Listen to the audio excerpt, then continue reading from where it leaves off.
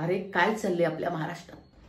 हा महाराष्ट्राच्या मातीला संतांच्या सात्विकतेचा आणि छत्रपती शिवाजी महाराजांच्या पराक्रमाचा वास आहे तो हा महाराष्ट्र आहे। शिव फुले शाहू आंबेडकरांच्या विचाराचा वारसा असणारा हा महाराष्ट्र आहे। आणि ह्या महाराष्ट्रात आज फडणवीस साहेब मुख्यमंत्री असताना त्यांच्या कार्यकाळामध्ये राजकीय संस्कृतीचा ऱ्हास सुरू आहे। सत्तेत बसलेले हे जे नेते आहेत ते अत्यंत बेताल वक्तव्य करत आहेत, हीन दर्जाचं बोलत आहेत, त्यांच्या तोंडाला कुत्र बांधल्यासारखे बोलत आहेत, त्यांच्या तोंडातून गटार बाहेर पडते का असं वाटतंय। विरोधात जरी कुणी असेल, लोकशाहीमध्ये जसे सत्ताधारी महत्वाचे असतात तसं विरोधी पक्षही महत्वाचा असतो। हे डॉक्टर बाबासाहेब आंबेडकरांनी आम्हाला दिलेलं संविधान सांगतं। आमचे मतभेद असू शकतात, आमच्या विचारधारा वेगळ्या असू शकतात, पण मनभेद असायला नाही पाहिजेत। ही आमची महाराष्ट्राची संस्कृती आहे। आतापर्यंत एवढे मुख्यमंत्री झाले, त्यांचा कार्यकाळ जर मी बघितला तर तो कार्यकाळ इतका ऱ्हास झालेला कधीच नव्हता। प्रत्येकाने आपल्या कार्यकाळामध्ये काहीतरी उत्तुंग काम केलेलं दिसतंय। पण फडणवीस साहेब, तुम्ही मुख्यमंत्री असताना ही बेताल वक्तव्य करणारी ही एक जमातीची पैदास तुम्ही केलेली आणि तुम्ही त्यांना आवडत सुद्धा नाहीये। ज्या महाराष्ट्रामध्ये माता भगिनींचा सन्मान केला जातो त्या महाराष्ट्रामध्ये विरोधी पक्षातल्या नेत्यांच्या माता भगिनीवरनं बोललं जातं आणि त्यांना तुम्ही फडणवीस साहेब पाठीशी घालता, तुमचे प्रवक्ते पाठीशी घालतात। खरं तर असल्या नीच वृत्तींच्या माणसांचं नाव पण घेण्याची आवश्यकता नाहीये। फडणवीस साहेब, तुमची काही सुसंस्कृत असणारी पार्टी असं म्हणता तुम्ही, सुसंस्कृत पार्टी आम्ही, हीच का तुमची संस्कृती की बेताल वक्तव्य करणं, घाणेरडं अपमानास्पद काहीतरी बोलणं, व्यंगावरनं एखाद्या नेत्याला बोलणं आणि तुम्ही सरळ तुमचे प्रवक्ते आणि तुमची अख्खी टीम त्यांची पाठराखण करते। तुम्ही सत्तेत आहात, सत्तेतले नेते काय बोलतायत, दुसऱ्या नेत्यांच्या आई बहिणीवरनं बोलायचं। एक मंत्री तर असं म्हणाले होते विधिमंडळातून की बाहेर येऊ दे तुझ्याकडे बघतो, असं दम टाकता। एक मंत्री तर टॉवेलवरच मारामारी करायला गेलेत आणि त्या विधिमंडळाच्या कॅम्पसमध्ये मारामाऱ्या। ही राजकीय संस्कृती कधीच महाराष्ट्राची नव्हती। आदरणीय शरदचंद्रजी पवार साहेब मुख्यमंत्री होते 1993ला। स्वर्गीय गोपीनाथ मुंडेंनी त्यांच्यावर झडी टीका केली होती, वातावरण तापलं होतं। त्याच रात्री आदरणीय पवार साहेबांनी त्यांना पोलिसांचं संरक्षण दिलं होतं। ही राजकीय संस्कृती आपली।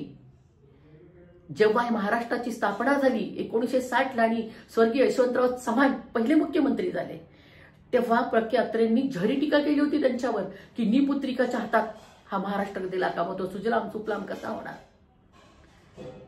तेव्हा स्वर्गीय यशवंतराव चव्हाणांनी त्यांना सांगितलं की वेणुताईला बाळ झालं असतं, माझ्या बायकोला, माझ्या पत्नीला, पण 1942च्या स्वातंत्र्याच्या लढ्यात भूमिगत असताना पोलिसांनी तिच्या पोटावर लाठीचार्ज केला आणि त्याच्यानंतर आम्हाला मूल झालं नाही।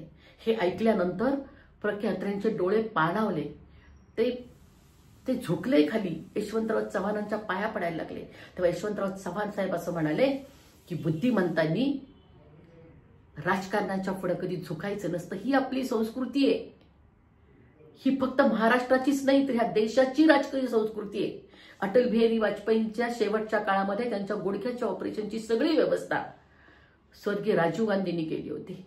एवढंच कशाला की स्वातंत्र्याच्या लढ्यात सुभाषचंद्र बोस यांची आझाद हिंद सेनेच्या सगळ्या नेत्यांवर जेव्हा गुन्हे दाखल झाले होते तेव्हा पंडित नेहरू त्यांनी त्यांचा बॅरिस्टरचा तो कोट अंगावर चढून त्यांच्यासाठी ते लढले होते।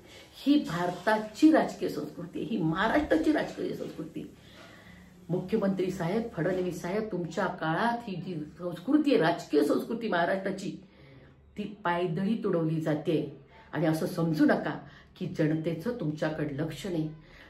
जनतेचे एवढे मोठे प्रश्न आहेत, शेतकऱ्यांचे प्रश्न आहेत, शेतकऱ्यांना तुम्ही कर्जमाफी देणार होता, त्याच्यावर तुमचे नेते अवाक्षर काढत नाहीत। आज अवकाळी पाऊस झाल्यानंतर हजारो हेक्टर पिकाचं नुकसान झालंय, त्याच्यावर तुम्हीही बोलत नाही, तुमचे नेतेही बोलत नाहीत। लाखो मुलं बेरोजगार आहेत, त्याच्यावर तुमचे नेते बोलत नाही, तुम्ही बोलत नाही। आमच्या महिला भगिनींवर अन्याय अत्याचार होत आहेत, त्याच्यावर तुम्ही बोलत नाही, तुमचे नेते बोलत नाहीत। कशावर बोलतायत? त्यांचे तोंड उघडलं की ते गटार ओकल्यासारखं बोलतायत, करळ ओकतायत।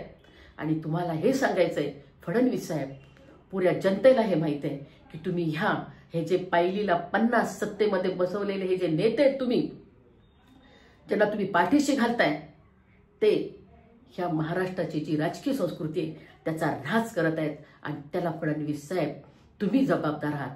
तुमची ही कारकीर्द जबाबदार आहे. उद्याच्याला जेव्हा इतिहास लिहिला जाईल तेव्हा फडणवीस साहेबांची जी कारकीर्द होती त्याच्यामध्ये राजकीय संस्कृतीचा ऱ्हास झालेलं ही संस्कृती होती, हीच आठवण निघेल आणि असाच काळा इतिहास लिहिला जाईल.